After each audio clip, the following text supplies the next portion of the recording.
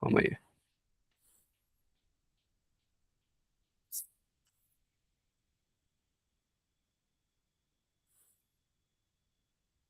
Aqui a gente está abordando a narrativa da Bíblia, né, como um plano de redenção.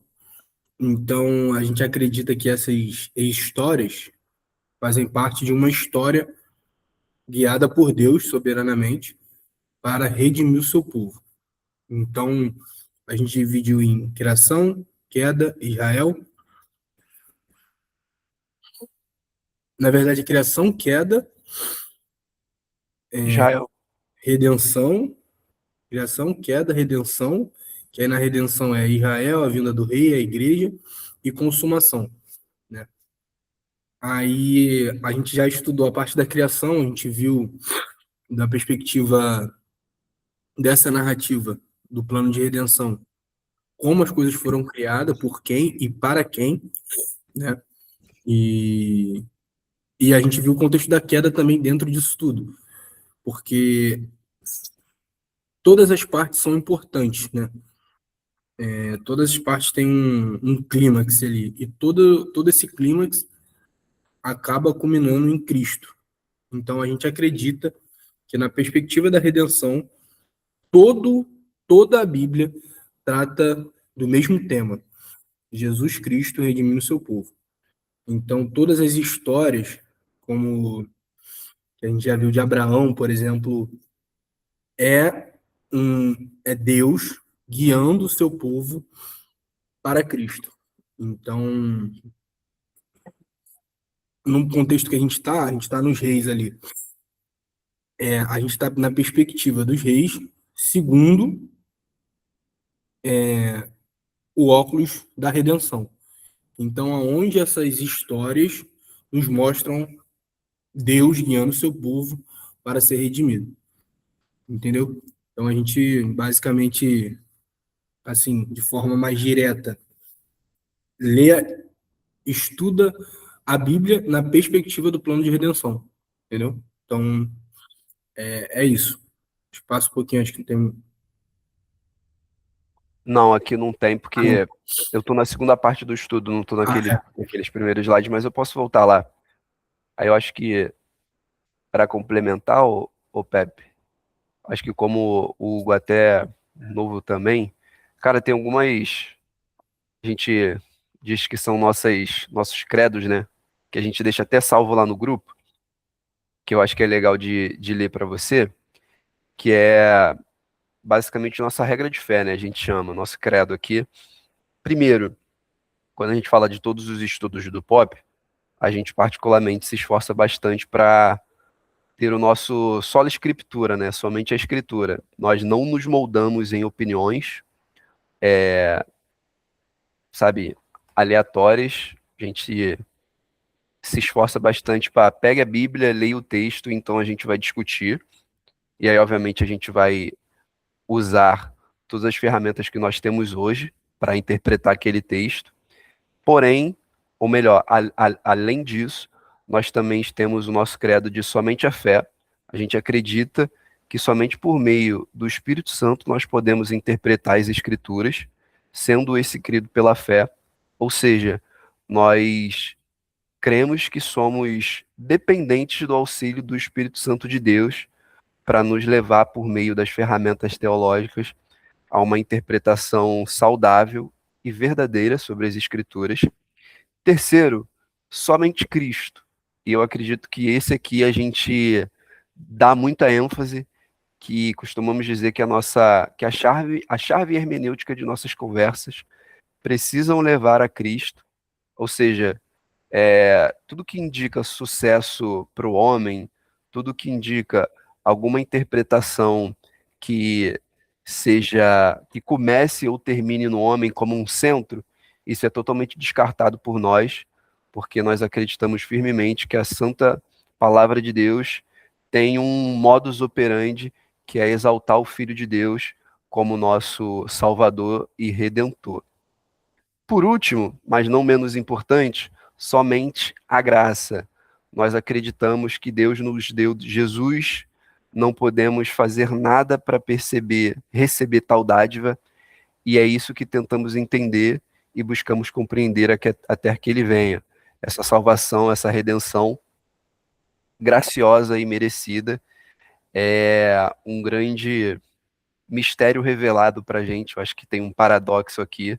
A gente hoje entende mais do que entendíamos antes, mas ainda nos sentimos muito ignorantes quanto à dimensão grandiosa daquilo que o Senhor fez por nós. Por fim, irmão, fique à vontade, cara, para compartilhar. A gente se orgulha muito de ter acho que eu posso chamar de diálogo aberto aqui, né, das pessoas trazerem seus pontos. A gente não tem medo de discordância, não temos medo de conversa. Acho que a única coisa que a gente sempre incentiva muitas pessoas é aquela primeira frase, né? Abra sua Bíblia, pegue o texto e vamos conversar sobre. Bom, acho que esse é o panorama aqui mais importante. E aí, só para te dar um contexto, visto que hoje a gente também está no YouTube, como o Pepe falou, a gente está estudando um plano da redenção. A gente está especificamente aqui no ato da redenção, estudando sobre Israel, toda essa perspectiva, a história do povo de Israel, como começou, o que Deus estava fazendo através, por exemplo, das histórias mais famosas que a gente tem, poxa, Abraão, a família de Abraão e tudo que aconteceu depois dele. Também passamos por Noé antes disso, depois veio Moisés, e a gente teve alguns estudos muito profundos sobre. Agora nós estamos estudando, na segunda parte, o livro dos Reis. A gente trouxe no estudo passado um panorama mais histórico sobre esse livro, e hoje a gente vai para a nossa segunda parte, onde nós tentaremos encontrar o Evangelho. Antes da gente seguir, tem alguma dúvida, irmão? Ou Pepe quer complementar alguma coisa? Fique à vontade aí. Posso falar? Ou o Pepe quer falar primeiro? Não, a minha formação ela foi reformada, né? Eu percebi que você sai dessa linha, né? Então, estou em casa aí. E aí eu ia comentar, né, que da chapa Hermenês, mas só que você comentou também, né, que essa parte da redenção, como o Pedro estava falando, né, que é a chapa Hermenês. Hoje eu não me coloco mais como calvinista, né, como reformado, não me coloco mais assim, mas, mas a minha formação é de fato, né, eu creio ali nos pontos, né, ainda não sei se vocês seguem aí a linha rista, né, da formação calvinista, né, mas eu creio, por exemplo, na predestinação, na eleição, na graça, né, na justificação pela fé, eu creio nisso, né, mas hoje eu não me coloco mais como calvinista, né, mas enfim, como você falou, né, essa parte de pegar a Bíblia, ler, isso aí é bem interessante, né, mas para mim vai ser um prazer, só queria colocar isso para os irmãos. Amém. A gente aqui, né, acho que particularmente eu, El, Alex, somos dessa linha. A gente também não se denomina como calvinista. Eu creio na eleição, eu creio na graça irresistível, e se as pessoas quiserem chamar isso de calvinista, eu fico tudo bem com isso. Mas dentro da minha igreja tem um credo, e a minha igreja é calvinista, né? A igreja local aqui que eu sirvo é calvinista. Sou da Igreja Presbiteriana do Brasil. Então, ela é calvinista, aliançalista, é o meu credo de fé da minha igreja local, entendeu? Então, assim, é bom, é interessante. Tu vai ver que aqui no grupo tem muita gente de cada canto, tem gente da Assembleia Pentecostal e tem gente que. Então, assim, isso não é um problema para a gente. O grande problema é quando Cristo não está no centro. E é isso que a gente tenta resgatar aqui. E isso aqui não é uma nova igreja, né? É para deixar claro, a gente não está. Ainda que a gente fique muito junto e tal, é muito importante esse lado de comunhão. Isso aqui é uma ferramenta, ainda é uma ferramenta para a gente ajudar a gente e tal. Pelo menos para mim, sou novo convertido. Novo não, né? Acho que já posso parar de falar isso. Pô, pelo amor de Deus, né? Não entendi nada ainda desse nome. Tem 2 anos aí que eu me converti, então essa ferramenta aqui, o Pop, me ajudou muito.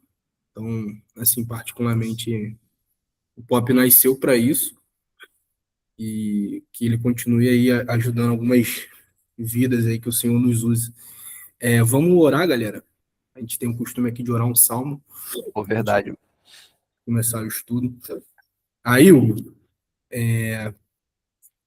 tem algum salmo aí? Já que primeira vez aí, algum salmo que a gente possa ler, orar, salmo que você goste.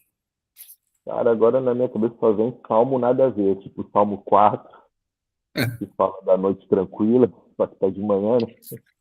Então não vem nada na cabeça, né? Só também os clássicos, né? Então, da próxima vez eu trago algum salmo, né? Vamos no 4 mesmo, pô. É Salmo, tá valendo. Vamos no 4.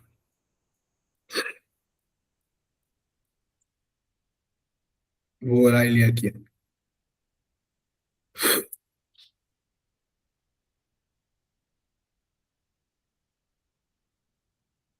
Responda-me quando clamo, ó Deus da minha justiça. Na angústia, tu me deste alívio. Tem misericórdia de mim e ouve a minha oração. Filho dos homens, até quando vocês vão querer transformar a minha glória em vergonha? Até quando amarão a vaidade e buscarão a mentira? Saibam, porém, que o Senhor distingue para si o piedoso. O Senhor me ouve quando eu clamo por ele. Tremam de medo e não pequem.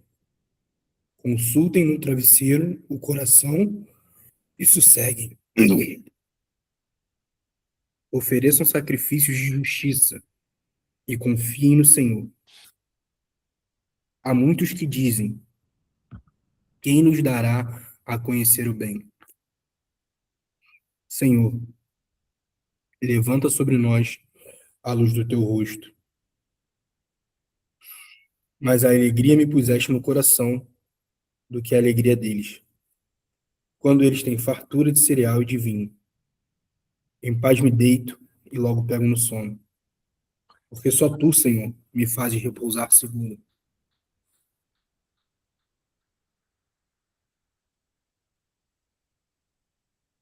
Querido Deus, nosso Pai, por meio do teu Filho amado Jesus,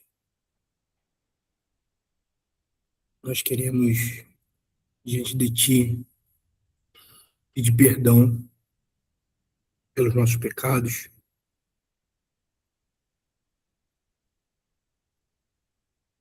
pelos erros, pelas falhas, e colocar diante de ti, Senhor da glória, todo o nosso coração, todas as nossas mazelas da nossa mente, que a tua luz nos invada, que nós possamos perceber e sentir o quão ruim nós somos e quão maravilhoso o Senhor é. Que nós possamos ser mais piedosos, misericordiosos como o Senhor é, com os nossos irmãos. Que a tua graça nos encontre mais uma manhã, que o teu Espírito guie esse estudo e que saiamos com a certeza de que o Cristo foi glorificado. Que o teu nome, Jesus, seja glorificado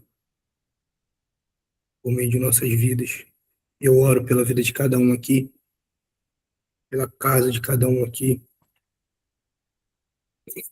pela mente de cada um aqui. Que o Espírito Santo, nesse momento, nos ilumine com a sabedoria que vem de ti, Senhor. Eu oro e agradeço. Em nome santo de Jesus, amém. Amém. Olha o Alex aí. Ô, Alex, tu tá Oi, na meus procura irmãos. de foto? Não, eu me confundi na data. né? Seria amanhã, mas acho que nem vai ser mais por conta da chuva. Ah, tá.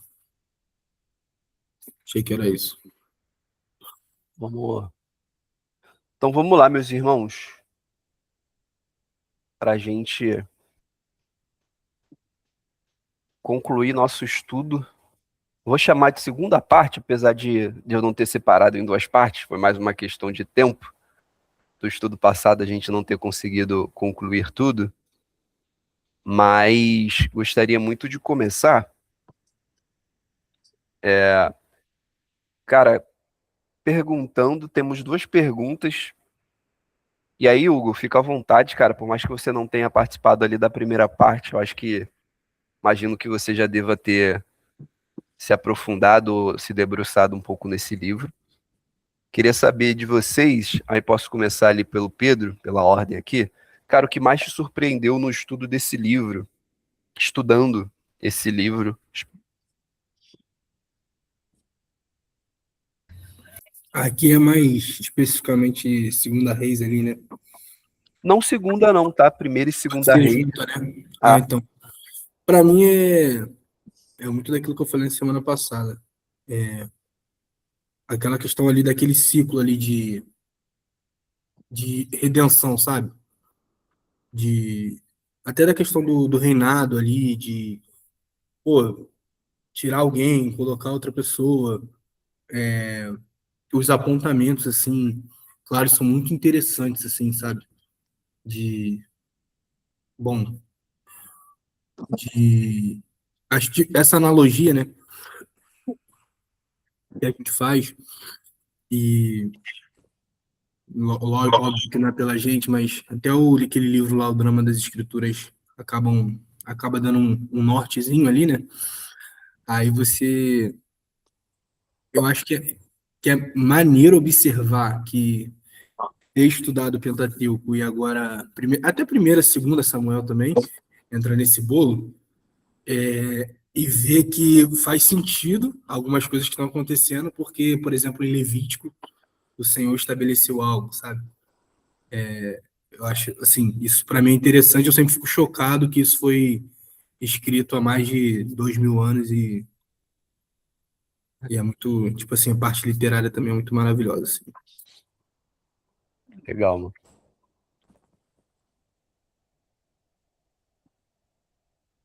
Acho que o próximo aqui, vai lá, Alex. Tu é o próximo, depois é o Hugo. Semana passada, eu acho que eu falei um pouco sobre isso. E para além dessa questão de governança, né, que o Pedro falou, a parte assim, de Segunda Reis que eu mais gosto, digamos assim, ou se não mais gosto, pelo menos a que eu mais já estudei e conectei também com outros livros, né? Ela tá lá em Segunda Reis 24, que é o início do reinado de Joaquim, que é exatamente esse o último rei antes da queda, né? De Jerusalém para os babilônicos. E até diversas vezes isso é citado ao longo da Bíblia, mas Joaquim, ele é o último que faz aquilo que a Bíblia vai chamar e aquilo que ele fez era mal à vista do Senhor. E ali começa uma catástrofe, né? Deus manda os servos de Nabucodonosor. E é esse contexto aqui que está o livro de Ezequiel, que é um livro que eu gosto bastante também, né? Porque nesse contexto a arca e o templo são destruídos. Então a presença de Deus ela já não existia mais para o povo, porque o povo ligava a presença de Deus ao templo. Até porque isso já vem do tabernáculo, enfim, a gente já estudou um pouquinho aqui no Pop. E aí Deus vai lá falar com Ezequiel na Babilônia. E aí isso é meio contraintuitivo, porque teoricamente ele não poderia falar com Ezequiel na Babilônia, uma vez que ele só falava dentro do templo, pelo menos nesse contexto, né? Então, é uma parte do livro, já o final dele, na verdade, né? Que eu gosto bastante, porque aqui mostra Deus cumprindo aquilo que ele prometera lá em Deuteronômio, quando ele falou que o povo, ele efetivamente não obedeceria a ele e seria punido por isso. Então, essa é uma parte especial do texto. Acho que tem outros contextos também, até mesmo do próprio Jeremias, que também viveu uma parte desse livro aqui. Mas acho que esse é o que eu jamais me aprofundei e que eu gosto bastante também. Boa, legal. Vai lá, Hugo, por favor, irmão. Se tiver alguma coisa para complementar aí.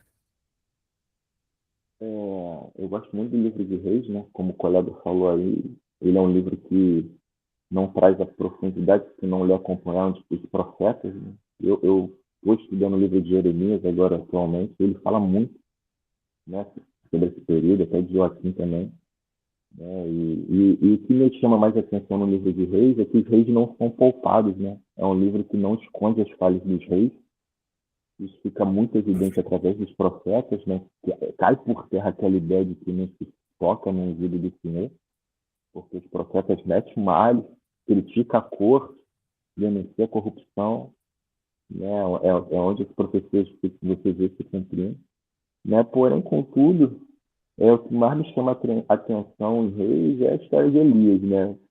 Elias é o meu profeta favorito e é uma dicotomia muito grande, né? O tanto que você vê ele ali com tanta ousadia, você vê ele fugindo, né? Ele era um profeta ligado ao norte também, que é interessante, né? Que a maioria dos profetas eles são ligados ao sul, e você vê que o profeta mais importante era ligado ao norte, né? Então, Elias, ele, para mim, é a figura central ali do livro de Reis, né? Ele já some ali no início de Segunda Reis, se eu não me engano, tem tempo que eu não leio, mas ele é uma figura que eu acho bem atrativa ali na história, mas eu acho que o mais importante é isso, né? Que a Bíblia ela não omite a falha dos reis, né? Ela escancara para a gente. Acho que é bastante interessante isso. Boa. Tá bem servido, né, Elias? Tem como não gostar muito. Mas vamos lá para uma segunda pergunta aqui, para a gente aproveitar nosso tempo. E aí, talvez não, né? Vai ser um pouco mais para a turma. Aí eu pulei o pastor Carlos porque ele comentou que está um pouco ocupado. Mas existe algo, aí para a turma que estava no primeiro estudo, existe algo que você não sabia e você aprendeu após o estudo? Pepe e Alex aí que estão aí, estavam, né?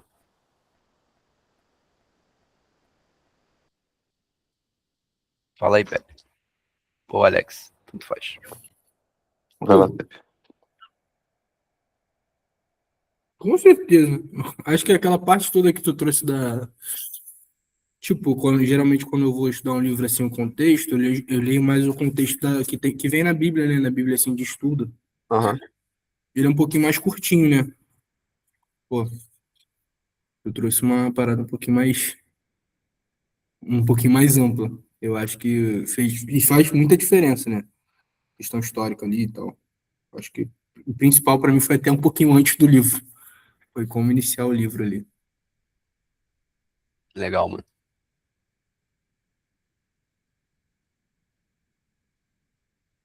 Fala aí, Alex.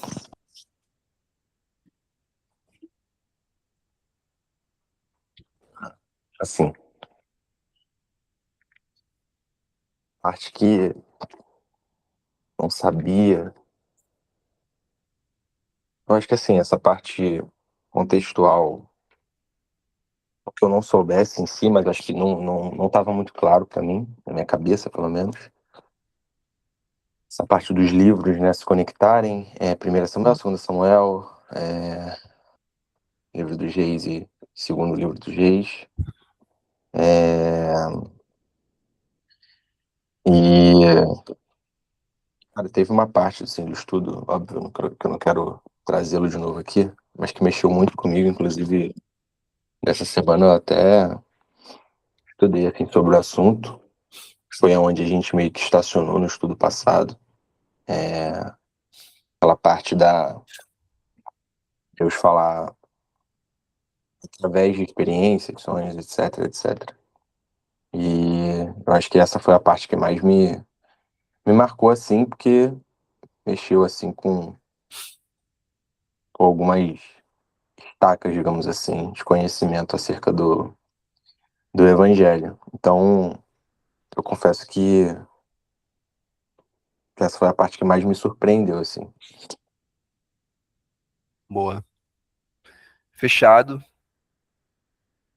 Vamos seguir então.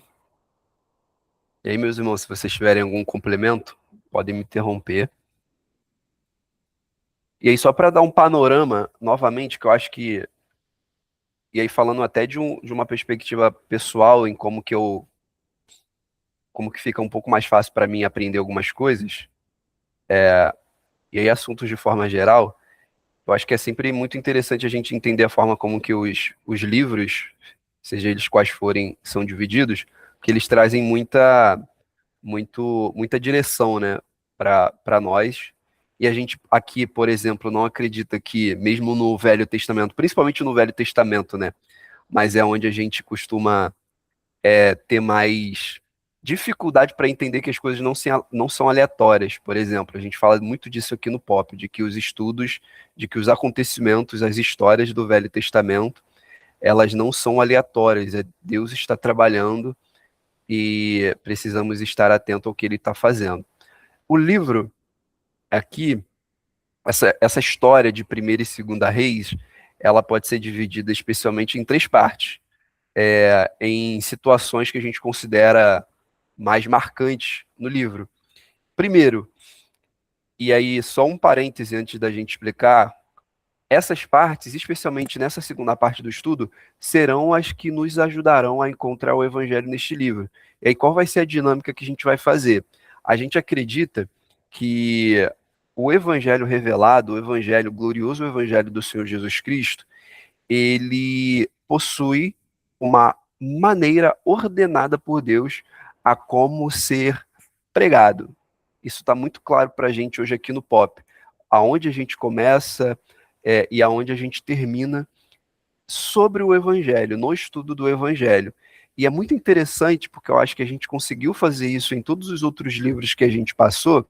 É muito interessante ver quase como uma repetição de Deus apresentando, por exemplo, seus atributos, a sua natureza divina. Sequencialmente, ele apresenta a queda dos homens, a sua natureza pecaminosa, e aí, de forma gloriosa e graciosa, ele apresenta o Cristo. E é muito interessante, eu acho que é uma das partes que eu mais gostei nesse livro, da gente também perceber aqui, na história dos reis, na história de todo a desenvoltura ali social, religiosa e política do povo de Israel, a forma como também o evangelho ele é colocado dessa forma determinada por Deus.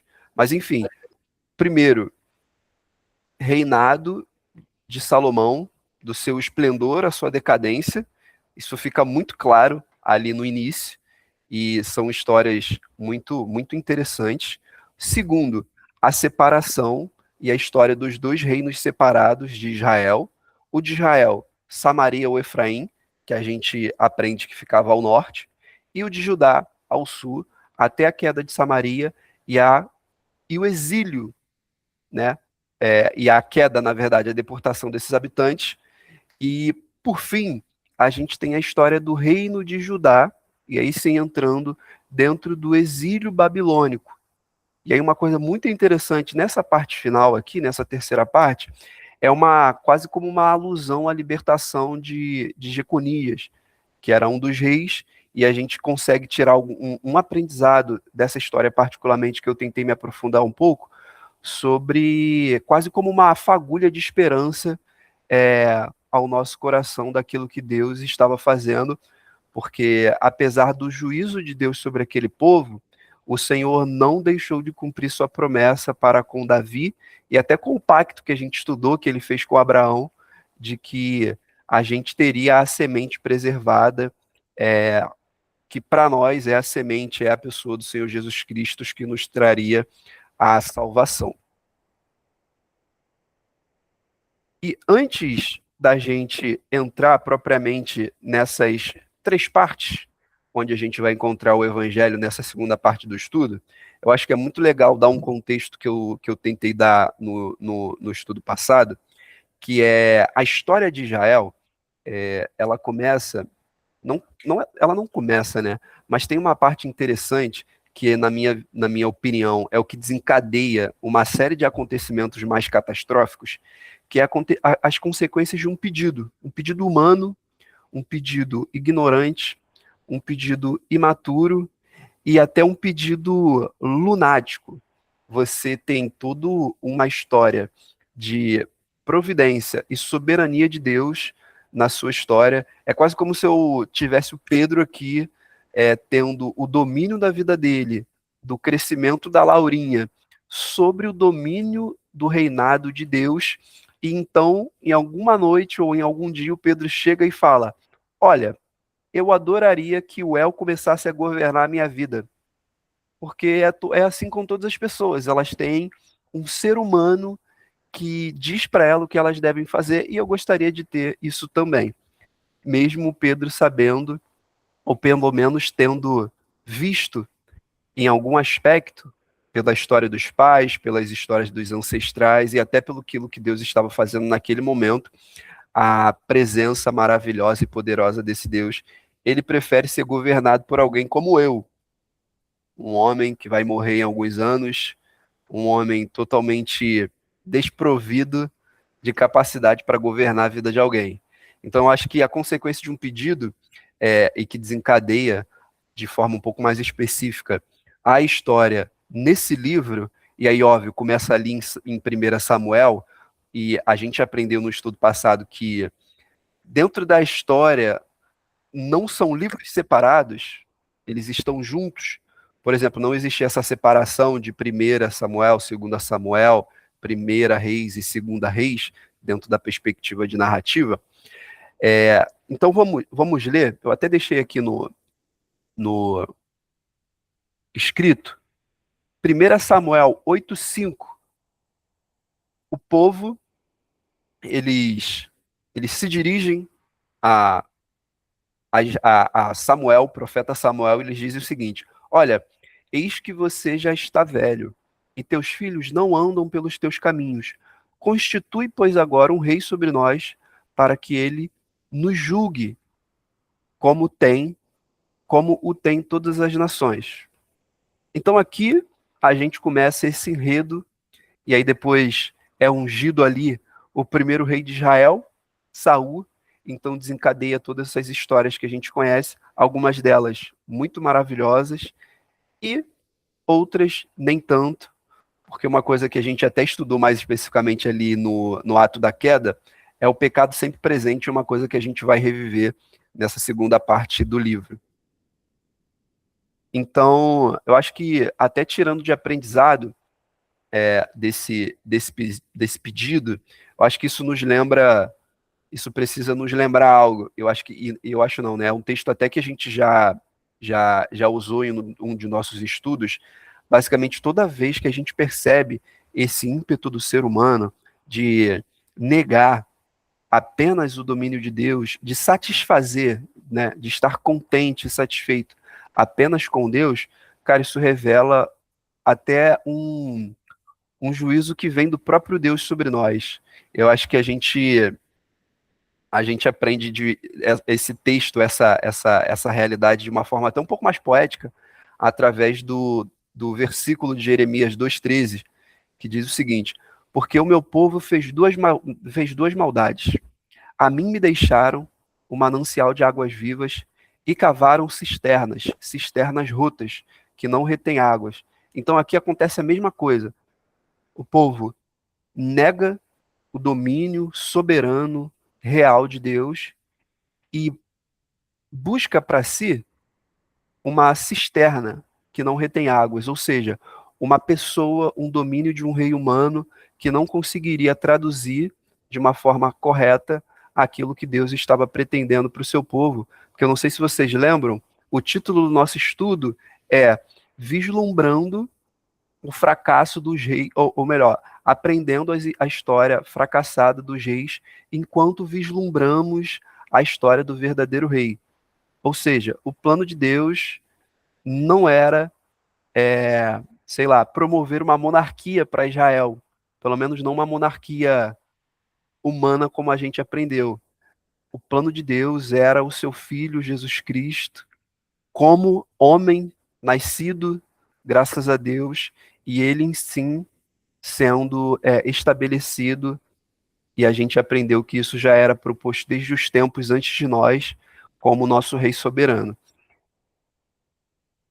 E aí, para a gente começar, meus irmãos, alguém gostaria de trazer algum ponto aqui, antes da gente seguir? Não? Beleza.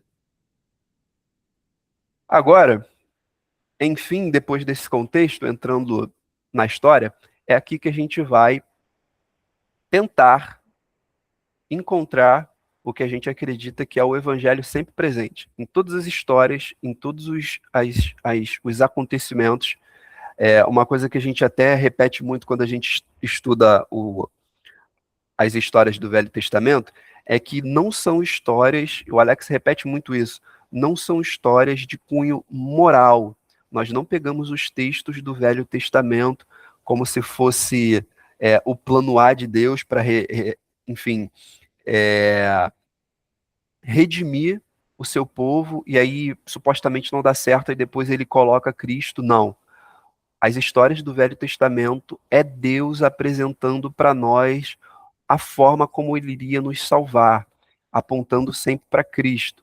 Ou seja, começar e terminar qualquer estudo no Velho Testamento fora da pessoa de Jesus Cristo é loucura, e nós não compactuamos com isso. Apesar de sim, podemos aprender com várias histórias aqui e podemos tirar, por exemplo, aprendizados de como tratar bem a nossa filha, de como tratar bem a nossa esposa, do que não fazer pela nossa esposa, do que não fazer ao nosso próximo. A gente não coloca isso como aprendizado central. Aqui, o grande alvo é o Senhor Jesus Cristo. Então vamos lá. Deixa eu apoiar minha Bíblia aqui. Não, eu não estou na minha mesa. Vamos lá. No início, ou melhor, no meio, uma das formas da gente conseguir encontrar o Evangelho, pelo menos o início da pregação do Evangelho, a gente sempre olha de forma bíblica para os atributos de Deus, ou seja, Deus sendo revelado, a pessoa do Senhor. E especialmente na história aqui, que começou lá em 1 Samuel e depois seguiu para 1ª e 2ª Reis, a gente percebe a fidelidade de Deus, um dos seus atributos, a forma como Deus, apesar de todos os acontecimentos que a gente descobriu nesses dois livros, por exemplo, o povo de Israel chegando num nível catastrófico de perverter tanto o culto religioso ao ponto do povo ter começado a, a sacrificar crianças a outros deuses, uma coisa que Deus nunca propôs. E eu lembro que tem até um texto, e está nos profetas, que Deus diz que isso nunca nem passou pelos meus pensamentos ou pelo meu coração. Ou seja, essa atitude que vocês estão tendo nunca nem me ocorreu. E aí se referindo ali a aquela atitude horrível do povo de sacrificar crianças. Então, primeiro, a gente vê aqui que Deus ele faz um pacto com Davi de que sua descendência e o seu reinado seria confirmado para sempre. E aí vamos para o texto, para a gente ler Bíblia. Alex, consegue ler para a gente aí 2 Samuel 7, do 12 ao 16, por favor? Sim. Está me ouvindo? Sim. E quando os teus dias se cumprirem e tu dormires com os teus pais, prepararei a tua semente, ou descendência, né?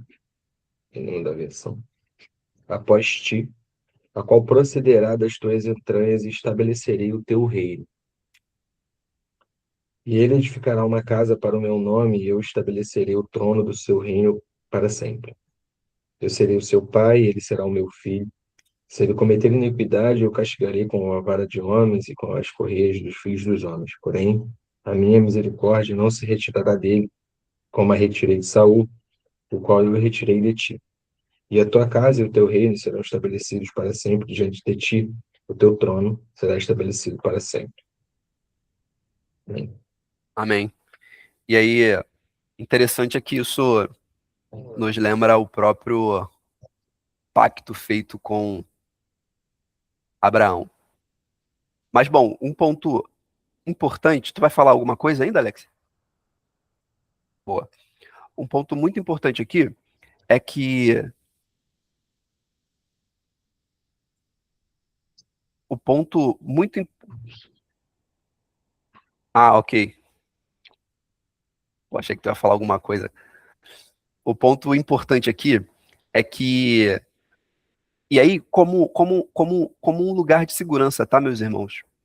É que, obviamente, o Senhor não está falando do, do trono, por exemplo, de Davi na meramente na, na posteridade dele. Olha, fique tranquilo que eu sempre vou promover que a sua linhagem ela seja perpetuada, os seus filhos, os seus netos, seus bisnetos e assim por diante, para que o seu nome nunca seja esquecido como rei. Não é isso que o Senhor está falando. O Senhor está falando de algo muito maior do que Davi. E a gente até fez esse comentário no primeiro estudo de que para a gente conseguir entender com mais profundidade a história que está acontecendo aqui em 1 Samuel, 2 Samuel, 1 e 2 Reis, é no livro dos profetas, porque muita coisa é quase que amarrada, ou melhor, concluída e faz mais sentido quando a gente aprofunda no livro dos profetas. Então, em Isaías 11:1, e aí está aberto aqui para a gente ler, olha o que diz: virá um descendente do rei Davi, filho de Jessé, que será como um ramo que brota de um toco, como um broto que surge das raízes. Ou seja, o Senhor, essa palavra que ele dá a Davi, obviamente não é sobre Salomão. Envolve Salomão, em certo sentido, mas o fim não é Salomão.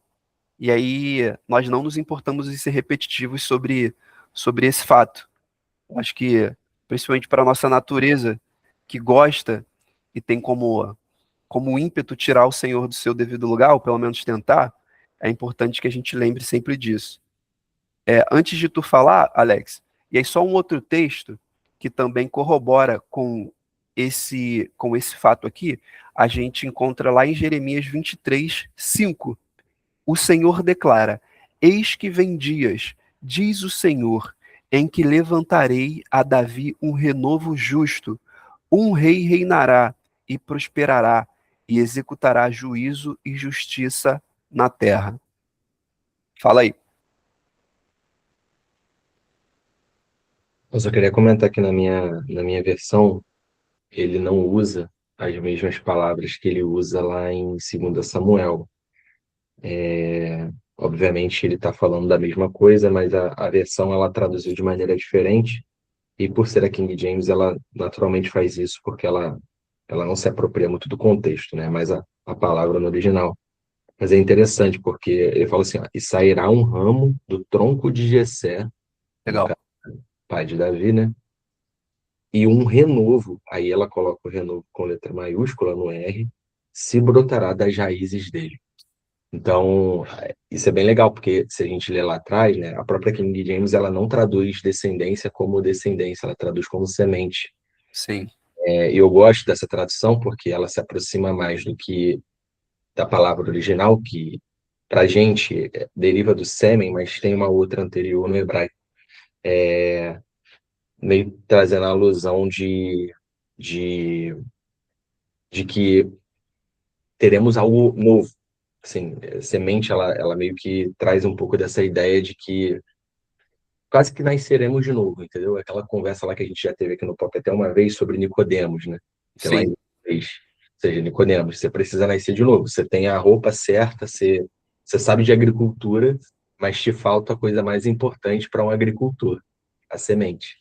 Então, eu gosto dessa questão aqui. Isso também linka um pouco com o que Cristo fala lá na frente, João 15 também, quando ele fala sobre ele ser a videira verdadeira. Jael era tido como a videira, né? E quando ele fala, eu sou a videira verdadeira, ele está querendo dizer que sempre foi sobre ele, nunca foi sobre Jael, que acho que é um pouco também do contexto que a gente está falando aqui, né? sim. Boa, irmão. E eu acho que até paralelamente, não paralelamente, mas quando a gente segue, e até para trazer um pouco mais de robustez, né? Assim, francamente, eu não teria nenhum problema em ficar apenas com Isaías e Jeremias sobre o fato do Senhor estar falando sobre Deus estar falando de Jesus Cristo, quando ele se dirige a Davi.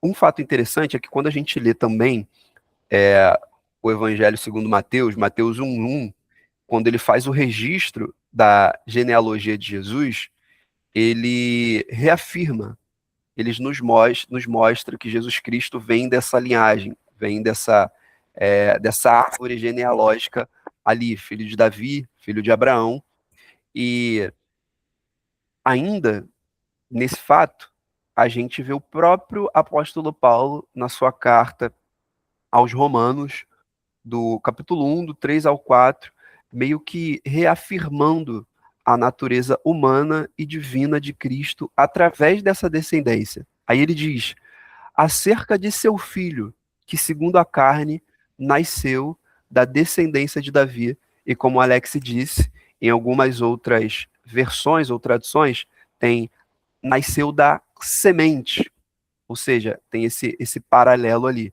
Então, só para a gente fechar essa primeira parte, a gente consegue aprender, meus irmãos, que Deus, é, desde, desde, desde Adão, e aí a gente entende de uma forma até um pouco mais categórica, por causa da natureza dos acontecimentos, em Noé, em Abraão, em Isaac, Jacó, José, depois Moisés, Deus sempre reafirmando o seu pacto, a aliança que ele fez com o seu povo de manter a sua promessa de redenção.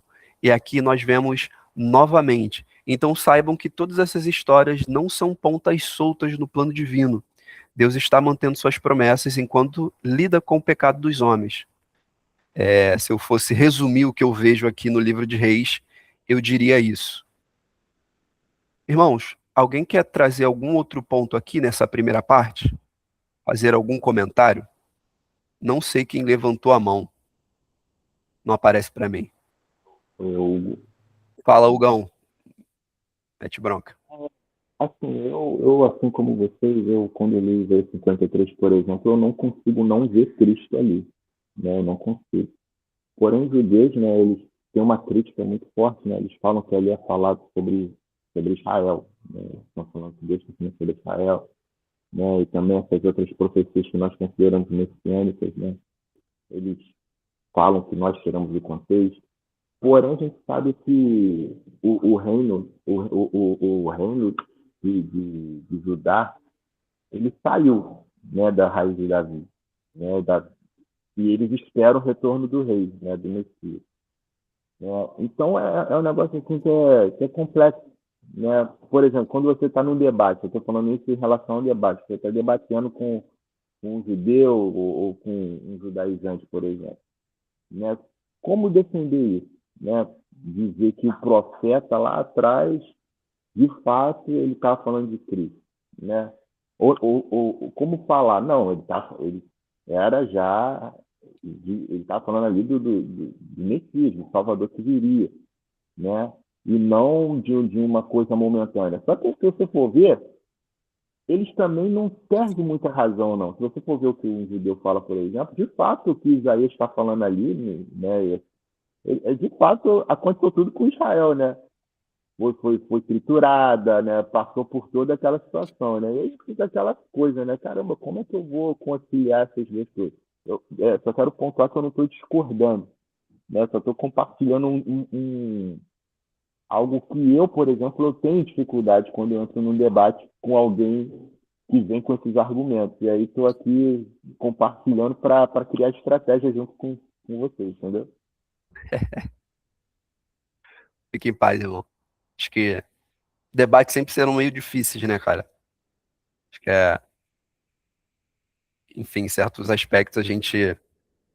Acho que até entre nós, às vezes, a gente tem os nossos próprios pontos aqui, mas apesar disso, a gente não jamais nega um lugar de segurança. Para nós é esse fato trazido pelo Espírito, né? Pela fé na pessoa de Jesus. Mas bom ponto, cara. Então vamos lá. Nosso. Ô El, Fala deixa aí. eu só colaborar um pouquinho aqui com o meu irmão. O prazer, viu, meu irmão? Acho que a gente não conseguiu ainda trocar aqui diretamente, mas acho que para além do que o El está trazendo aqui do Antigo Testamento, aí óbvio, né? Eu não sei quais são os contextos que você está e que você precisa defender a fé, ou pelo menos a hermenêutica correta, que no caso nada mais é do que o Cristo centralizado, né? Principalmente para pessoas que não creem que ele, nesse caso, é não crer que ele é o Messias, né? Enviado e tudo mais, dado os judeus, né? Mas assim, depois, se você quiser dar uma lida, você tem Gálatas 3:15, que fala assim, irmãos, fala a maneira dos homens, embora seja apenas um pacto de homem, ainda que isso seja confirmado, nenhum homem pode anulá-lo ou acrescentar a isso. Ora, as promessas foram feitas a Abraão e a sua semente. Ele não diz as sementes, como se fossem muitas, mas fala de uma só, e a tua semente, que é Cristo. Então, esse é o texto mais claro sobre as promessas que foram feitas lá a Abraão, que é a grande raiz dessa construção aqui que o El está fazendo, né? Aqui estamos nos reis, mas se você for dando passos atrás, você vai passar anteriormente por Josué, vai pegar Moisés, vai pegar, enfim.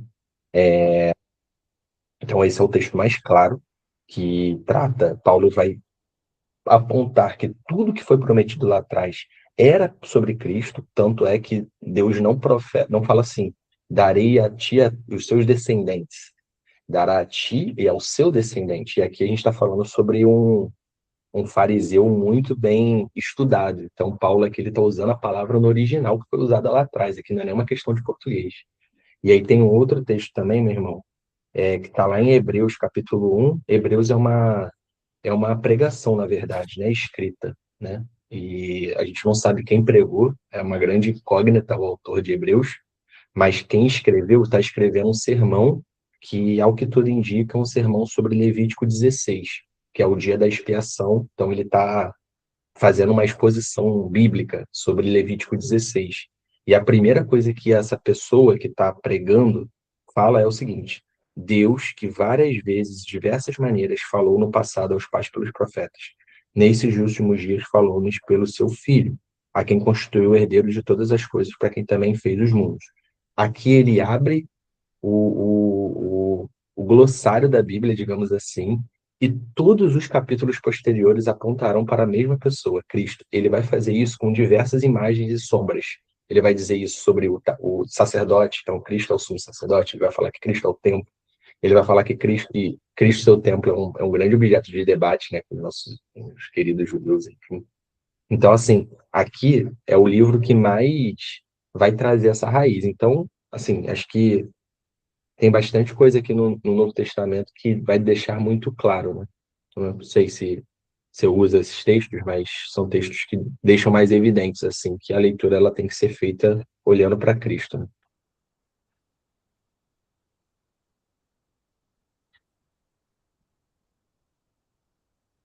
Então, perfeito, Alexandre. Obrigado aí pela contribuição, meu irmão. Prazer também estar ouvindo vocês falando. O Alex, Eu não sei se o áudio de você está legal.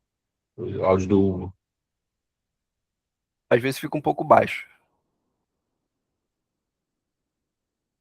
Olha, eu estou ouvindo todos muito bem. Boa. Boa, vamos lá então. Ô Alex, eu não sei se tu sabia, o Hugo foi convidado pelo Denísio. A gente estava falando aqui mais cedo. Sabia? Denise comentou comigo. Boa. Então, na segunda parte, meus irmãos, acho que aqui a gente vai ter até uma extensão um pouco maior. A gente vê o pecado sempre presente dentro dessas histórias aqui dos reis, baseado naquilo que a gente já aprofundou um pouco de contexto histórico. E até olhando para a separação, eu acho que aqui fica até bem evidente, tá? A separação que a gente viu do livro, das suas partes. Salomão, a separação dos reinos, depois o exílio do povo à Babilônia, enfim. Eu gostaria muito de trazer para vocês e tentar condensar aqui alguns aspectos do que a gente percebe sobre, eu poderia dizer, o declínio moral, religioso e político também, porque eu acho que essas histórias dos reis deixam muito claro para a gente esse teor político também do povo de Israel. Era uma nação muito numerosa e, obviamente, também tinha todos esses aspectos políticos que estavam acontecendo dentro da sua perspectiva de monarquia, certo? Então, vamos lá. Cara, primeiro, eu acho que no início de Primeira Reis, a gente vê os últimos dias de Davi, ele passando o seu trono, né, para Salomão, e o primeiro aspecto que a gente vê, apesar de toda a história, pelo menos a inicial, né, daquele momento de Salomão, que é o momento mais famoso, que é quando ele tem ali aquele grande pedido que ele faz a Deus por sabedoria, e então a gente vê esse homem sendo agraciado com muita sabedoria. O seu reinado já começa de uma forma não muito positiva, que é ele conspirando para consolidar o seu novo reino, só que fazendo isso por meio de uma série de assassinatos políticos. Ou seja, ele eliminando pessoas que poderiam ser um risco ao seu reinado, à sua posição. Então a gente já vê ali a história começando mal, e esses fatos a gente vê mais claramente em 1 Reis, no capítulo 2. Outro aspecto, e aí falando um pouco mais sobre moralidade e pecado de Salomão, e a gente consegue ver vários nessas histórias, mas aí eu vou ser clichê porque são as histórias mais famosas e tá tudo bem. A gente vê primeiro Salomão desobedecendo a lei de Deus ao desposar mulheres de nações vizinhas. Isso era uma proibição muito clara de Deus de que o povo de Israel, isso não era uma coisa especial para os reis, não era que a posição real de Israel não poderia, sei lá, casar com mulheres de outras nações, ou nações com mulheres, com homens de outras nações. Isso era para todo o povo, ou seja, não era uma posição exclusiva aqui da monarquia. Então, nações vizinhas, e Salomão se aventurou em muitas, moabitas, amonitas, edomitas, egípcias, que ali no relato de 1 Reis é a primeira mulher que ele desposa da filha de Faraó. A gente também vê, e aí aqui, sabe-se lá por quê, Salomão teve 700 esposas, 300 concubinas, isso também fica relatado no texto. Não precisei pesquisar na internet para descobrir esses números, e é muito interessante como ou por que esse fato é, é, é exposto nas escrituras, porém fica evidente que, infelizmente, Salomão exagerou em suas ações em muitos aspectos. Um homem dotado de sabedoria se vê num momento, principalmente ali no fim da sua vida, tendo tomado muitas atitudes que não são boas e que não são saudáveis para nenhum homem e muito menos para um rei que precisa dominar as nações. E a gente vê isso, a forma como esse lugar exagerado tem na vida de Salomão, por causa do fato de que algumas dessas mulheres foi justamente o que influenciou ele a adorar a outros deuses. É dali que isso é desencadeado. A gente vê isso, por exemplo, em 1 Reis 11, 9 e 13, que Salomão construiu altares a deuses estrangeiros. E tem relatos dessas mulheres que eram mulheres de outras nações que tinham as suas próprias crenças, influenciando Salomão a construir para elas esses lugares onde elas poderiam, por exemplo, adorar. E, enfim, isso não foi legal, não foi positivo. Então, um homem, um rei, cara, agraciado por Deus, com sabedoria, com entendimento, para julgar e discernir as causas, é influenciado por essas mulheres, por essa vaidade, como o Alex colocou aqui do livro de Eclesiastes, é influenciado de uma forma muito negativa. Eu lembro um pouco ali de Livro Sansão, quase ateu. Um quase livro ateu, quase ateu na Bíblia. loucura. Tá? O cara ficou desacreditado, que loucura. É, total. Cara, eu vou fazer só um comentário aqui, Well. Não sei se você vai passar por ele, mas só para não perder o fio da meada. Tem um teólogo que, do ponto de vista a teologia do pacto, se é que podemos chamar dessa forma aqui, que é o Gerhard van Groningen. Enfim, não sei se eu estou pronunciando corretamente, mas ele foi bem importante, principalmente no período ali dos puritanos. E ele diz o seguinte, sobre o livro dos reis: os livros de reis servem para demonstrar que os reis terrenos, mesmo sob as melhores circunstâncias, não conseguiram estabelecer o reino de paz e retidão permanente. Ou seja, mesmo no contexto de Salomão, né, super sábio, não conseguiu ainda estabelecer aquilo que Deus prometera, né, que ele enviaria um rei que desdobraria paz e retidão para todas as nações. O colapso da monarquia e o subsequente exílio não significaram o fim do plano de Deus, mas o desnudamento da necessidade do Messias, o rei que governaria não por força política transitória, mas por justiça eterna e regeneração espiritual. Então aqui ele interpreta, né, lê essas quedas, essas falhas desses reis numa perspectiva de aumento da necessidade do Messias, até o tempo oportuno, né, que lá no Novo Testamento vai chamar que até a plenitude dos tempos, né? Então aqui ele enxerga como um aumento de necessidade do Messias, né? Como se Deus estivesse dando várias doses, mostrando para o povo que haverá uma necessidade muito grande, uma sede muito grande que somente Cristo vai saciar. Pô, isso é interessante, cara, porque, tipo, uma das coisas mais interessantes sobre o reinado de Salomão é que ele também estava sobre o contexto de uma palavra soberana de Deus. Ou seja, Salomão, de forma muito clara, não era como se ele precisasse se preocupar com a segurança do seu reinado, visto que ele estava sobre uma palavra de Deus, no sentido ali daquilo que Deus faz de pacto, e já tinha dito para Davi: olha, eu vou tirar da sua, vou usar descendência aqui, a virá um novo rei, enfim, de você, vai ser de um dos seus filhos. Então, essa série de, por exemplo, conspirações para consolidar o seu reinado não era necessário, por mais que existia, né, aqueles que que, enfim, estavam contrário, eram contra o seu reinado. Não era como se Salomão precisasse eliminar todos eles, porque por fim não era isso que Deus estava propondo de que de que Salomão fizesse. E aí uma coisa muito interessante também, além desse início catastrófico de Salomão, a gente vai ver aqui uma série de falhas, uma sequência de falas entre os principais líderes do povo de Deus. Primeiro, e aí a gente não vai entrar em todos os textos, só por uma questão de tempo aqui, mas eu deixei todas as referências para os irmãos poder consultar depois, e aí eu indico muito a leitura, porque assim, a leitura de Primeira e Segunda Reis é uma leitura muito rica, o Pedro até comentou sobre isso, tá? A questão literária ali da coisa. Cara, é muito rico você aprofundar nessas histórias e você ver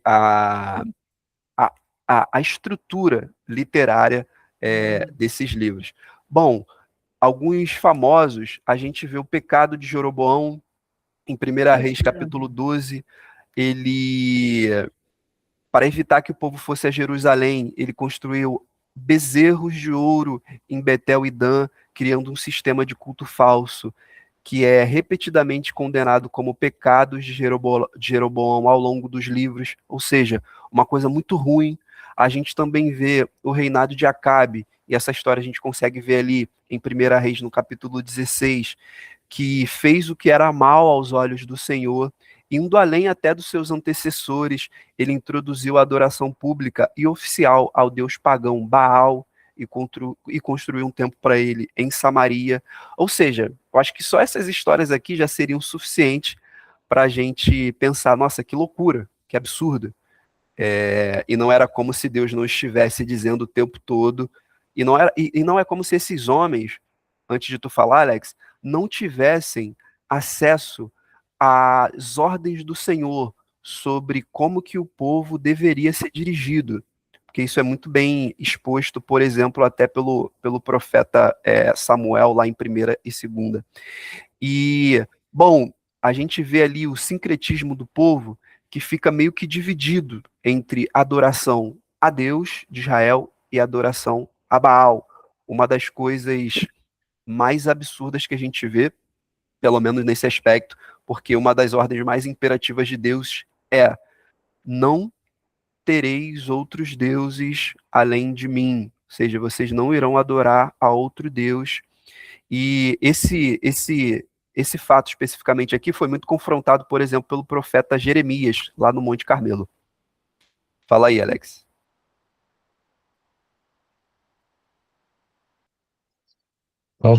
Eu lembrei, cara, de um estudo do Edmund Clooney, inclusive, cara, vou recomendar esse livro aqui, é excelente, sobre essa perspectiva de Cristo no Antigo Testamento. Inclusive, o livro é bem sugestivo, né? Encontrando Cristo no Antigo Testamento. Bom, Então tá no fica meu aí, cara, a carrinho. recomendação de leitura. Cara, ele é maravilhoso, assim, de verdade. E aí, tem uma parte que ele chama o capítulo de O Ungido do Senhor, onde ele vai desdobrar toda a construção dos reis, vai falar um pouco sobre essa parte da Bíblia numa perspectiva cristocêntrica. E aí ele vai dizer o seguinte: Davi, assim como Sansão, era pecador. Seu lugar na história da redenção divina está baseado em seu chamado, não em sua obediência. Aí ele continua dizendo assim: a surpreendente graça de Deus é evidenciada na devoção que ele direcionou a nós.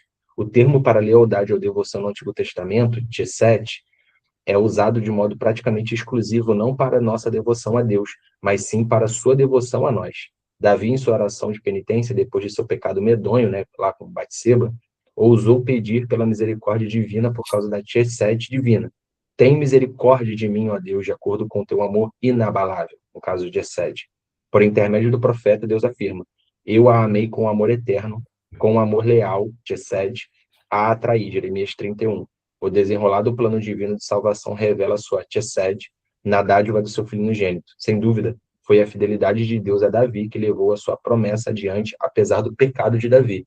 E aí, queria só terminar essa parte, que, tipo assim, no capítulo 25 de 2 Reis, lá no final, você vê que depois de tudo o que aconteceu, Joaquim volta. Ah, você vai passar, tá?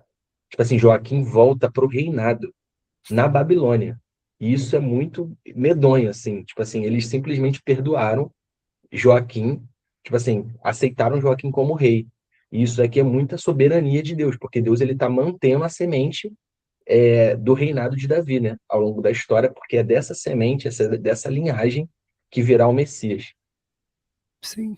Acho que tem uma alusão aí, né, à libertação do povo. É muito interessante esse fato, que eu não lembro totalmente, mas ele é quase como meio, sei lá, na perspectiva humana, meio aleatório, porque do nada o, o rei ali, tipo, os governantes tomam a decisão de libertá-lo e então dão a ele Exato. diversas honrarias reais para que Sim. ele termine a sua vida de uma forma Tipo, digna. o texto não fala o que deu na cabeça da galera para Sim, eles fazerem isso, se isso é uma questão política e tal. Mas fato é que se você começa o 24, você fala assim, cara, esse povo vai acabar. Só que vai ser destruído, pô, simplesmente. E aí você vê no final, cara, um negócio assim, absurdo, dele mantendo uma fagulha de esperança. Se você pegar o 27 ao 30, é uma fagulha de esperança em meio ao caos, assim. Boa. E aí, irmão, só mais alguns pontos aqui. Cara, a gente tem o pecado de Acasias, mas um principal, e aí só para a gente também tomar um pouco de tempo, que fica ali dentro desse enredo de queda do Reino do Norte, de Israel, acho que 2 Reis 17, este eu acho que é um dos textos mais claros sobre os atos pecaminosos da nação, tá? Porque detalha o que os israelitas adoravam, né? Os ídolos que eles construíram, e também aquela parte dos sacrifícios que eles faziam, ou melhor, que eles fizeram, é, de seus filhos no fogo, enfim, aquela atitude, acho que, eu não sei vocês, tá, mas dentro da perspectiva da história desse povo, eu acho que é uma das atitudes idólatras mais absurdas que Israel poderia ter chego, de sacrificar seus filhos. Sabe, é um nível é como se você chegasse num nível de ignorância tão profundo que os aspectos mais fundamentais da vida fossem ignorados por você. Então, uma rejeição da aliança com o Senhor que resultou na invasão e expulsão pelo povo assírio, e aí ali dentro do Reino do Norte. Enfim, meus irmãos, são alguns dos fatos, alguns dos acontecimentos que a gente vê que revela para nós o pecado, até como o Alex falou, essa falha, esse fracasso desses reis em conseguir promover a, aquele estado que o Senhor pretendia para o seu povo e que obviamente só poderia ser alcançado na vinda, graças a Deus, maravilhosa do Senhor Jesus Cristo. Então, para a gente fechar essa parte, um outro ponto e um outro aspecto muito frequente aqui e proibido por Deus é que os reis eles faziam acordos convenientes com os povos estrangeiros, algo proibido por Deus, acordos políticos para serem, eu não lembro exatamente a história, mas eu sei que em alguns momentos o povo de Israel usava alguma nação meio que vizinha e que era supostamente inimiga para ajudá-la contra uma nação mais forte. Enfim, eu vou pedir ajuda do povo egípcio contra o povo assírio, e assim, e vice-versa. Isso era uma coisa muito, muito frequente. E, cara, isso aqui também revela um aspecto de negar a própria soberania de Deus, e foi uma coisa que o Senhor mostrou até para o povo no deserto, antes, por exemplo, de entrar na terra prometida. Vocês não precisam de auxílio de nações circunvizinhas, porque o Senhor, seu Deus, irá livrar-os com o braço forte. E aí eu não poderia deixar de comentar, e aqui como um zelo da minha parte, de que essa atitude do povo de Israel, ela também nos lembra, irmãos, e nós, como um povo, porque pensa que o que está acontecendo aqui é a história do povo de Deus. Não é a história do povo babilônico, não é a história do povo assírio. É a história do povo de Deus. Ou seja, um povo que conhecia, de certa forma, ao Senhor. E essa atitude também nos recorda os nossos tempos presentes, onde frequentemente, de forma muito errada, nós vamos ao mundo pesquisar que tipo de igrejas eles gostariam de frequentar, consultamos meios carnais de crescimento de igreja, e aí eu não quero entrar em méritos aqui, mas francamente é absurdo, nós não deveríamos nos preocupar com estratégicas e marketing para fazer a nossa igreja crescer. Além disso, nós temos o hábito, por exemplo, e aí uma parte mais chata minha, de reproduzir eventos e atrações no nosso meio que são baseados em ideias mundanas. Logo, nós usamos de forma inapropriada diversos mecanismos. Eu até conversei muito sobre isso com a minha esposa, que está terminando a faculdade de psicologia, e ela concorda muito comigo sobre esse perigo de colocar psicologia, sociologia e todas essas ciências sociais como a ferramenta principal para avaliar o homem e que rouba a autoridade bíblica, e isso não deveria ser algo que nós não deveríamos aceitar isso em nosso meio. E aí Isaías 8,19, para a gente consolidar essa parte aqui, é um texto que particularmente já falou muito comigo, já me ensinou bastante, principalmente sobre esse cuidado que nós devemos ter sobre as ferramentas que nós costumamos usar para alimentar o povo de Deus, com muitas aspas. Quando vos disserem, consultai nos necromantes e os adivinhos que tiureiam e murmura, acaso não consultará o povo ao seu Deus? A favor dos vivos se consultarão os mortos? Eu ouvi isso uma vez, e eu tenho certeza, eu achava que era uma pregação do Paul Washer, mas não era. A nossa autoridade elevada é as Sagradas Escrituras. Se existe qualquer outro meio disputando com ela em seu coração, é pecado e está errado. O que eu quero dizer? Nós, irmãos, não devemos permitir que qualquer outra autoridade tome o lugar da autoridade suficiente da Bíblia. Todos os dilemas do mundo, do homem, da sociedade, são tratados e resolvidos pela autoridade bíblica. E aí eu não estou dizendo, é uma coisa que a gente repete muito aqui, que nós não podemos aprender com essas ferramentas. Por exemplo, existe um lugar em que a psicologia, essa ciência, é maravilhosa, desde que ela não seja a sua ferramenta principal. Pelo menos é uma parte, enfim, uma visão particular que eu compartilho. E dentro de todo esse contexto, eu acho que agora fica um pouco mais evidente da gente entender por que os profetas eles foram tão proeminentes para Deus e tão odiados pelo povo. Eles enfrentaram tudo isso, essas atitudes, todos esses desvios do povo. Imagine você indo contra um rei, falando que o que ele está fazendo não é errado.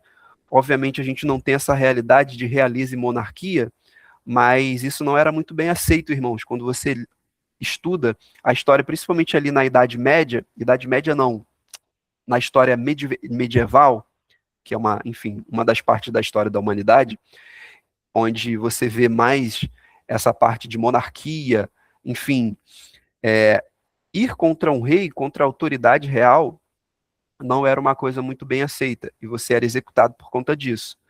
E a conclusão dessas histórias, elas não podem ser um mero aprendizado sobre o que não fazer. Ou seja, eu não vou pegar a história de Davi, de Salomão, e vou traduzir na minha vida, bom, agora eu tenho aqui informações sobre o que eu não devo fazer. Essas histórias, para nós, é um nome revelado, que nos traz, obviamente, uma viva esperança, que é o Senhor Jesus Cristo. E toda a Bíblia fora de Cristo, ela é absurda. Por fim,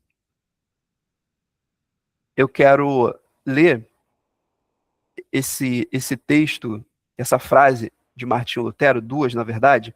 A palavra de Deus é a relíquia das relíquias, a única, na verdade, que nós cristãos reconhecemos e temos. A palavra bem pode existir sem a igreja, mas a igreja não existe sem a palavra. Mais um texto sobre a autoridade das Escrituras. A palavra de Deus é a única luz na escuridão desta vida. É palavra da vida, de consolo e de toda bem-aventurança. E aí, irmãos, eu não acho que eu precise defender a autoridade bíblica. Porque quem sou eu para defender a autoridade bíblica? Eu não acho que ela precise de uma defesa. Mas eu particularmente incentivo a todos nós a exercitar em nossos corações essa grande verdade. Tudo que precisamos está contido na palavra de Deus. Antes da gente seguir, alguém quer trazer algum ponto aqui? E aí a gente vai entrar na última parte. Não? Então, show. Vamos lá. Por fim, e o nossa terceira parte aqui, e aí não, obviamente, a terceira parte do livro, mas encontrando a terceira parte do Encontrando o Evangelho, nós temos a figura do perdão. E é muito legal depois da gente ter falado sobre o compromisso divino, por exemplo, o pacto de manter a promessa, que ele fez a Abraão e que ele repete ali novamente em Davi, eu gostaria muito que a gente lesse um texto que novamente destaca o compromisso pactual de Deus com a sua promessa. E aí, dentro desse aspecto aqui, a gente vê que apesar da idolatria de Salomão, da divisão do reino, Deus ele demonstra a sua graça e fidelidade, não deixa de expressar seu juízo, mas ele preserva a linhagem de Davi, que é uma coisa, por exemplo, que o próprio Alex comentou ali naquela alusão da libertação de Jeconina, Joaquim. Vamos para 1 Reis 11, 13? Só para a gente ler um texto aqui também, ficar só nas minhas palavras. Aí eu vou ler 11, 13. Se alguém puder ler... Aí é no capítulo 11 ainda, tá? Que é o verso 32 a 36. Deixa eu até confirmar aqui. É isso mesmo. Vou ler o versículo 13 aqui do capítulo 11, e quem puder ler 32 a 36. Vamos lá. Porém, todo o reino não rasgarei. Uma tribo darei a teu filho, por amor de meu servo Davi e por amor a Jerusalém que tenho escolhido. E aqui o contexto é a ira de Deus contra Salomão, tá? Juízo, né? Quem vai ler aí do 32 a 36? Pode ler, Alex. Salão, quer ler aqui? Essa parte? Pode ler, fica à vontade. 32. Mas ele terá uma tribo por causa do meu servo Davi e por causa de Jerusalém, a cidade que tenho escolhido de todas as tribos de Israel. Porque eles me abandonaram e adoraram Astarote, a deusa dos Sidônios, Quemós, o deus dos Moabitas, e Milcom, o deus dos filhos de Amon. E não andaram nos meus caminhos para fazerem aquilo que é certo aos meus olhos e para guardar os meus estatutos e os meus juízos, como fez Davi, o seu pai. Todavia não retirarei o reino inteiro da sua mão, mas farei dele príncipe todos os dias de sua vida por causa do meu servo Davi, a quem escolhi, porque ele guardou os meus mandamentos e os meus estatutos. No entanto, removerei o reino da mão do teu filho e darei a ti, a saber, 10 tribos. E ao seu filho darei uma tribo, para que Davi, o meu servo, possa ter sempre uma luz diante de mim em Jerusalém, a cidade que escolhi para lhe colocar o meu nome. Amém. Bom, além desse... Acho que essa palavra não era tão favorável a Salomão, mas obviamente era favorável ao que o Senhor estava fazendo. O que eu quero trazer aqui para vocês, irmãos, nessa terceira parte, é que, além desse momento de esperança, acho que esses textos trazem para nós essa esperança de que o Senhor manteria a sua promessa de nos trazer o nosso verdadeiro rei. Uma das coisas também que a gente consegue tirar de aprendizado, e aí, particularmente falando, é uma coisa muito importante para o nosso tempo, o tempo presente.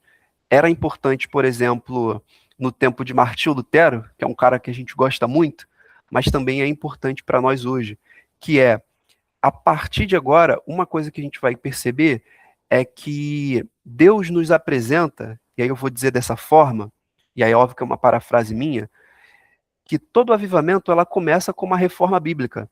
Uma das coisas que a gente vai aprender sobre o perdão, a figura do perdão, e aí a gente, dentro dessa perspectiva de 2 Reis, é que as fagulhas do povo, dos reis, voltando aos velhos caminhos, é quando eles encontram a palavra de Deus. Então vamos ver isso. Em 2 Reis, a gente vê ali uma espécie de reformadores, certo? 2 Reis do capítulo 18, a gente conhece a história de algum dos reformadores, que são alguns dos reis de Judá. E essa história, basicamente, é só para trazer um dado aqui que eu acho que é importante para os irmãos, da história do reino de Judá. Ela se passa ali desde 721 até a sua queda em 587. Aí foi, enfim, a gente já falou sobre isso, né? Aquele período de declínio religioso, em que se destacaram duas figuras de reis reformadores. Ezequias, 717 a 687, e Josias, de 649 a 609. Então, só para os irmãos terem uma perspectiva um pouco histórica de em que período da época da humanidade essas histórias estavam acontecendo. Então, em 2 Reis 18, a gente vê Ezequias, que foi um rei piedoso, que eliminou todas as formas de culto pagão, inclusive o culto nos bosques e nas colinas. Sobre Ezequias, a gente aprende com a história que se desenvolveu uma intensa atividade literária. E eu fiz questão de deixar esse fato registrado aqui, e a gente tem até alguns que foram recolhidos de provérbios proferidos por Salomão, ou seja, o próprio rei trazendo de volta esses textos, esses pergaminhos, né, que era o que era dito antes, para o povo, assim como as leis e as histórias do povo eleito.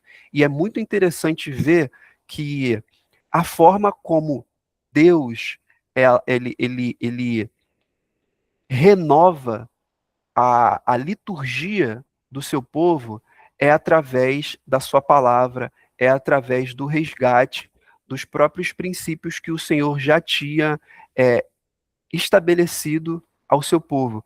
E, cara, é muito legal de ver isso daqui acontecer. E aí, um outro entusiasta também reformador foi Josias. E a gente vê essa história dele ali em 2 Reis, do capítulo 22 em diante, que foi um outro entusiasta e reformador do culto ao Senhor, que durante as obras de restauração do templo, tem ali a história que ele encontrou o exemplar, né, um pergaminho da lei do Senhor. E, enfim, tem ali o ponto de ser o núcleo central de Deuteronômio. Mas o ponto mais importante aqui da história sobre encontrar ou reencontrar essa parte da palavra do Senhor é que, em consequência a isso, quase como se Josias começasse a fazer um trabalho de reforma, ele elimina os cultos idólatras e celebra solenemente a Páscoa, ou seja, uma coisa que já não acontecia há um tempo dentro do povo. E, enfim, o que eu quero trazer para vocês, irmãos, é que existem as histórias desses homens, apesar de serem, sim, homens pecadores, e ainda dentro desse contexto de declínio religioso dentro do povo, a gente também vê o Senhor promovendo, através da sua palavra, um resgate à verdadeira adoração, ao verdadeiro culto, e, obviamente, à verdadeira liturgia de relacionamento que o Senhor tinha proposto para o seu povo antes desse declínio terrível que resultou, por exemplo, no exílio do povo de Israel à Babilônia. E aí, para a gente fechar, só queria trazer, finalmente, que em 2 Reis, capítulo 25, e o Alex até comentou, começando ali no 24, que é onde a gente começa a ter aquela sensação de, caraca, acabou. O povo vai ser extinguido, agora aqui no reino da Babilônia. Vai ficar uma mistura doida, vai tudo se perder, linhagem de Davi, etc. A gente vê uma coisa muito, como eu posso dizer, de certa forma até meio miraculosa acontecer, muito sobrenatural, que é a libertação de Joaquim da prisão, e aí na sequência ele recebe uma série de honras reais. É quase como, sei lá, o Alex está preso num outro país, e aí do nada o presidente daquele país fala, olha, cara, liberta lá o Alex, dá uma casa pro Alex, deixa o Alex trabalhar dignamente, viver entre nós, não perturbem o Alex é um cara que está sobre a nossa proteção, e deixem ele viver da forma que ele quiser, adorando ao Deus dele, fazendo as coisas que ele acredita. E, por fim, é muito legal ver que esse ato nos lembra, obviamente, a graça divina que nos dá ali um perdão imerecido por meio da sua obra redentora em Jesus Cristo. E aqui, na história desse texto, a gente também vê a alusão da libertação do povo de Israel. E para a gente fechar, irmãos, repetindo, caso, e eu acho que a gente vai ter essa oportunidade, para entendermos mais o desenrolar dessas histórias, especialmente essa aqui, por exemplo, dessa alusão de libertação de Joaquim, a gente vai precisar ouvir e aprender sobre essas histórias na perspectiva dos profetas, que foram essas figuras de embate com esses reis contra o povo, e então fica mais claro para nós também aquilo que o Senhor estava fazendo, usando esses homens. Bom, alguém quer trazer algum ponto aqui, por fim? Eu fechei. Algum comentário? Só um comentário do Clooney também. Fala aí, Hugo. Não, só ia falar que eu vou sair, né? Eu tava esperando encerrar, né? Eu preciso sair e agradecer aí pela oportunidade, né? E dizer que eu vou estar na próxima, né? Porque é algo que me enriqueceu muito. Dizer que eu me afeiçoei muito a você já foi muito, muito rico para mim. E eu vou precisar sair. Eu fiquei segurando aqui até o máximo aqui. Aí já que se encerra a tua fala, eu vou sair. Infelizmente não vou poder te ouvir, Alexandre. Mas na próxima aí, com certeza, estaremos juntos. Beleza, Forte irmão. abraço. A Tchau, paz. tchau, cara. Fica com Deus. Abraço. Ai, minhas costas. Tem uma menção do Clooney também sobre aquele texto até que você trouxe na semana passada, o de Elias no Monte Carmelo e tal. Ele fala o seguinte: se pregarmos Elias no Monte Carmelo apenas como um exemplo de coragem individual, falhamos no cumprimento do texto. Elias estava defendendo a exclusividade da aliança de Yahvé em um momento de quase total apostasia. O fogo que desceu do céu consome o sacrifício, poupando o povo culpado. Isso aponta diretamente para o Calvário, onde o fogo do julgamento de Deus caiu sobre o sacrifício perfeito de Cristo, para que nós, o povo infiel, pudéssemos ser reconciliados. Perfeito. Meus irmãos, fechamos o nosso estudo do livro dos Reis. Gostaria de pegar aí a percepção dos irmãos, sentimento e oração para a gente fechar. Quem quer começar aqui pela sequência? Pedro, tu tá aí? Fala aí, irmão. Sentimento do estudo. Acho que o Pedro não tá. Vou pro pastor Carlos aqui, então.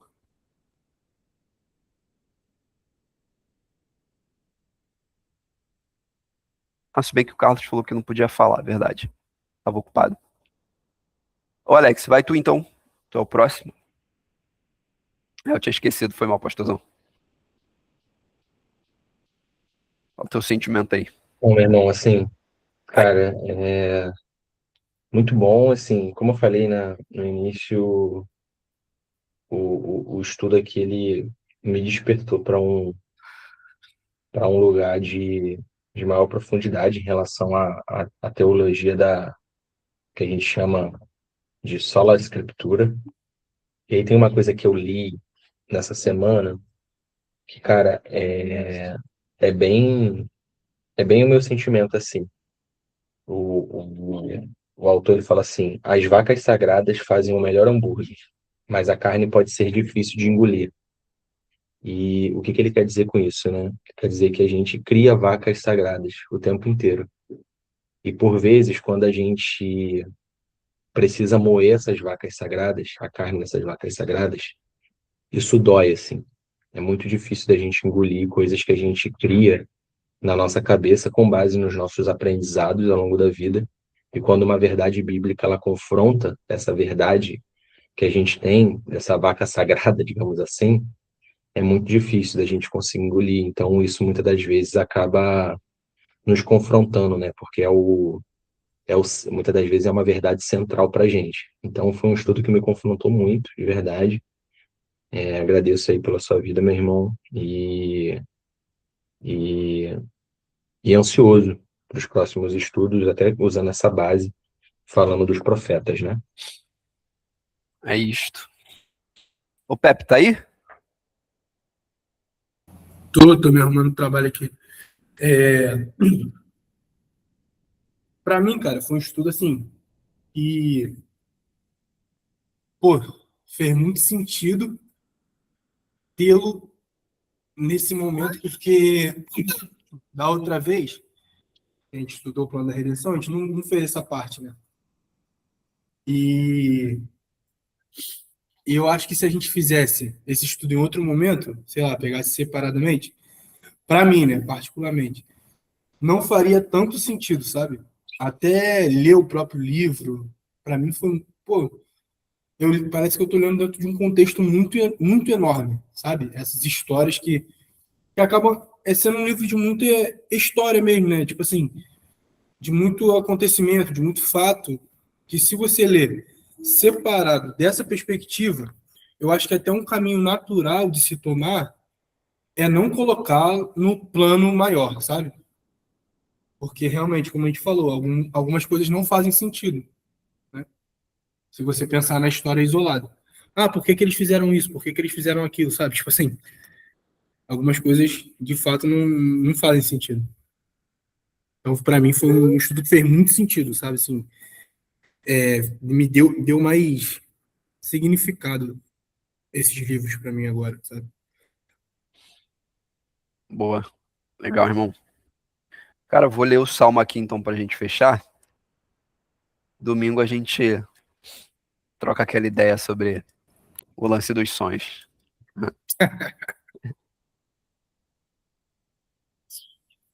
Vamos lá, Salmo 4.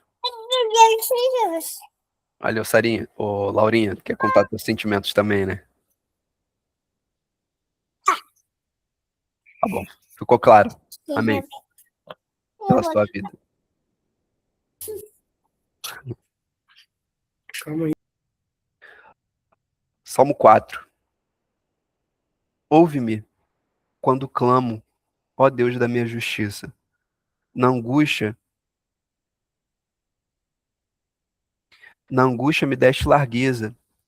Tem misericórdia de mim e ouve a minha oração. Filho dos homens, até quando convertereis a minha glória em infâmia? Até quando amareis a vaidade e buscareis a mentira? Sabei, pois, que o Senhor separou para si aquele que é piedoso. O Senhor ouvirá quando eu clamar a ele. Perturbai-vos e não pequeis. Falai com o vosso coração sobre a vossa cama e calai-vos. Ofereceis sacrifícios de justiça e confiai no Senhor. Muitos dizem: quem nos mostrará o bem? Senhor, exalta sobre nós a luz do teu rosto. Puseste alegria no meu coração, mais do que no tempo em que se lhes multiplicaram o trigo e o vinho. Em paz também me deitarei e dormirei, porque só tu, Senhor, me fazes habitar em segurança.